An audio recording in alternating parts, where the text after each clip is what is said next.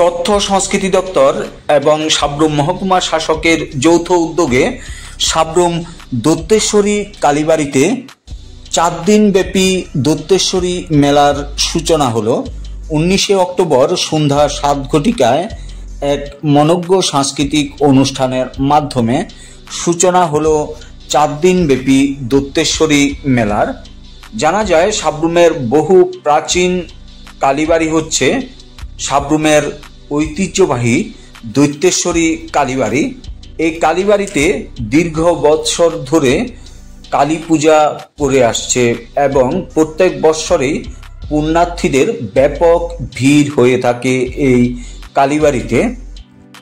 প্রত্যেক বৎসরেই 2 এবং 3 দিনের মেলা বসত।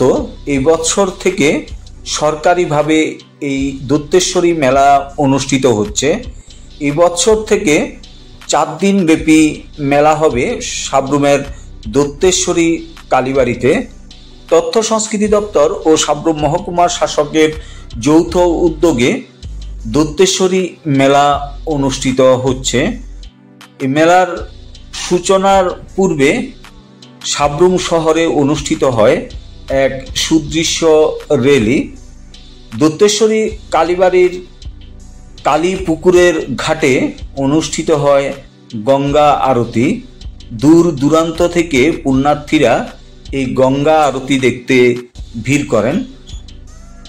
এরপরেই 4 দিন ব্যাপী মেলার সূচনাকালে অনুষ্ঠান অনুষ্ঠিত হয়। প্রদীপ প্রজ্বলন করে এই 4 দিন ব্যাপী মেলার সূচনা করেন দক্ষিণ জেলা পরিষদের সভাধিপতি দীপক দত্ত। এছাড়া উপস্থিত ছিলেন বিধায়ক মাইলাপ্রু মগ, সাব্রুম মহকুমা পুলিশ আধিকারিক নিত্যানন্দ সরকার সহ অন্যান্য আধিকারিকগণ। সাংস্কৃতিক মঞ্চে অনুষ্ঠিত হয় বীরচন্দ্র মনু থেকে আগত শিল্পীদের দ্বারা মনোজ্ঞ সাংস্কৃতিক অনুষ্ঠান এবং সাব্রুমের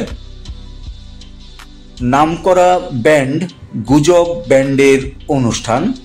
দূর দূরান্ত থেকে পুণ্যার্থীরা এই অনুষ্ঠান দেখতে ভিড় করেছেন।